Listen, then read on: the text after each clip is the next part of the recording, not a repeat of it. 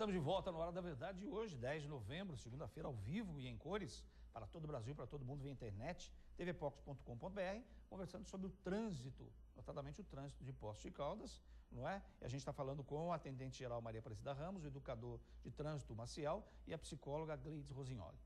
No bloco anterior, falava sobre ainda educação no trânsito. Se não falta, a pessoa sai da autoescola, tira a sua carteira de habilitação, depois acho que nem na questão da renovação da carteira, não sei se a gente pode falar sobre isso também, se existe um processo de voltar a estudar os comportamentos no trânsito. E aí, quem pode responder, pode ficar à vontade. Perdão, Maciel. Quanto à reciclagem, sim, existe uma reciclagem que é feita para quem vai renovar a carteira, mas depende do tempo que ela ficou com esta carteira vencida, que hoje é de 5 anos. Se ela ficar 5 anos e um dia com a carteira vencida, ela tem que fazer um curso de atualização. Ou se ela tirou a carteira num período que ainda não havia o curso de legislação de trânsito, que era direção defensiva e primeiros socorros, que foi antes de 94 para Minas Gerais e antes de 99 para os demais estados.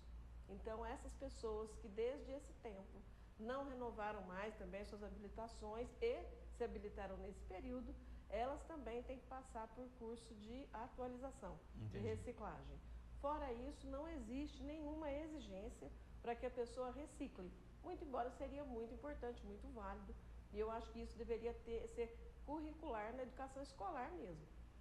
Acho que a mentalidade tem que formar da infância mesmo. A gente estava até conversando, né, Marcelo? A gente estava falando sobre trânsito antes de começar o programa, e a gente falou, e o Marcelo falou, olha, eu sou educador de trânsito teórico, né? Eu fico dentro da sala de aula. Eu falei, mas é muito importante, porque a pessoa que tem uma teoria, é provável que a prática dela siga a teoria. Ou quando não segue, pelo menos ela sabe que ela errou teoricamente falando, e na prática também, não é isso, Marcelo?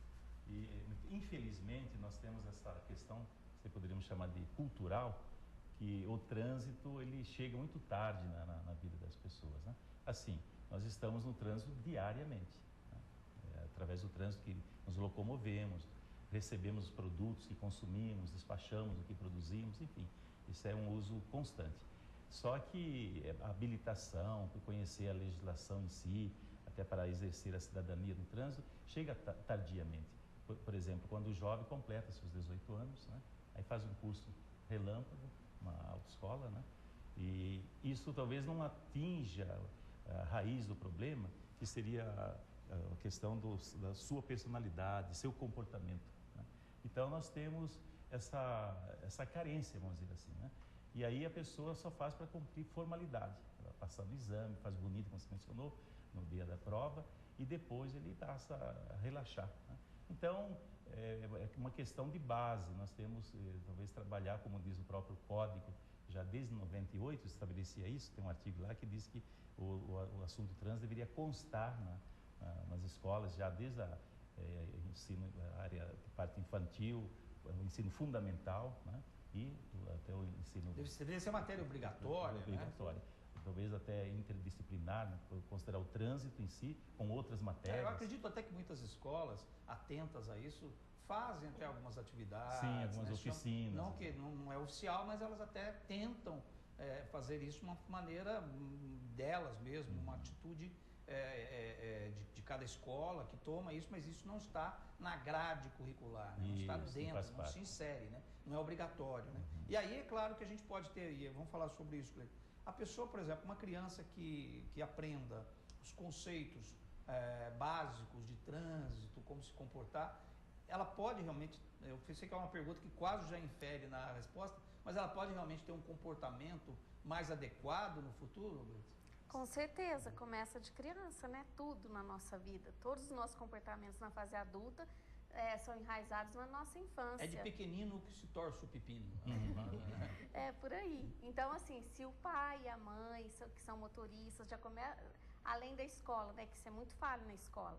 Mas, assim, no trânsito já ensina sinal verde, né? Pode seguir. O pedestre tem que atravessar na faixa. Então, são pequenas coisas que essa criança, na fase adulta dela, ela pode desenvolver. Igual um adulto que pede por favor, muito obrigado, que é gentil.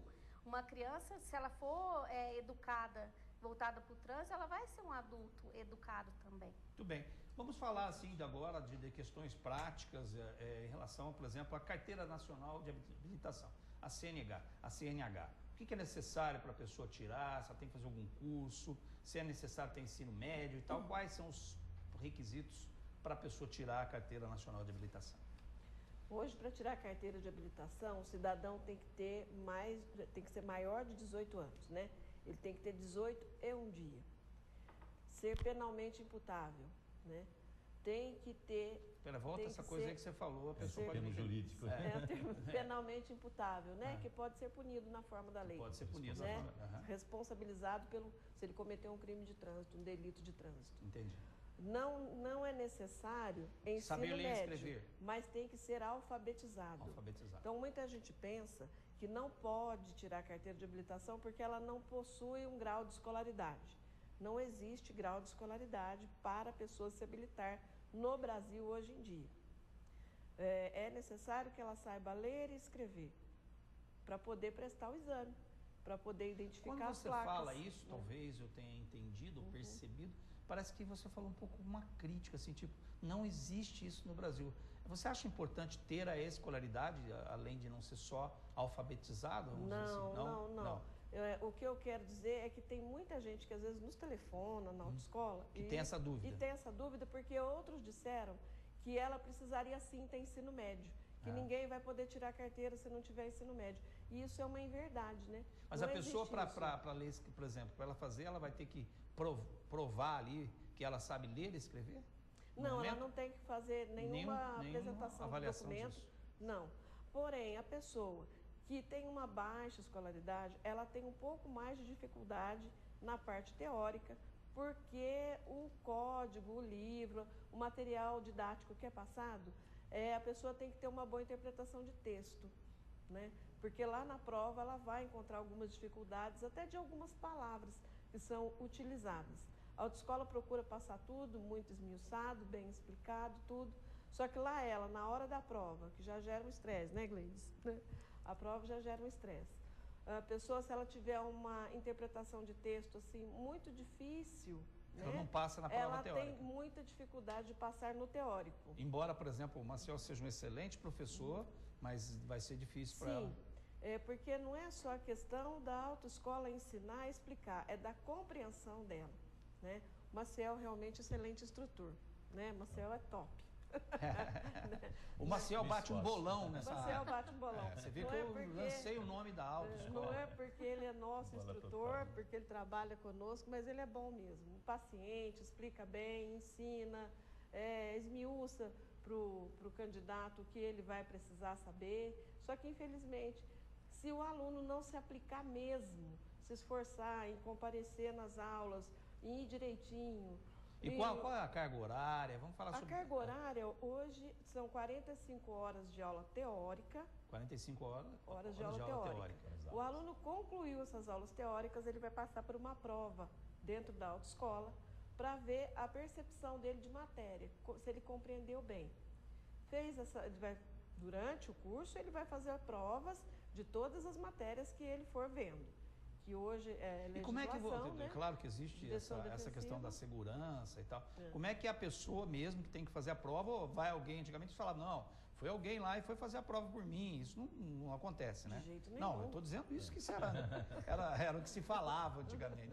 Foi lá fazer a prova por mim. Não tem esse problema. Porque tem uma identificação. Exato. Essa identificação aqui é uma carteira de identidade. Apresenta identidade, senha, né, para fazer exame, para entrar na sala de exame, né? Tem que apresentar a identidade e a senha que o exame dela está marcado para fazer essa conferência. Tá, e ela passa por isso, esses 45, faz a prova, passa e ela vai para Fez prática. as 45 horas, vai fazer a prova escrita, passou, vai voltar para a autoescola, né?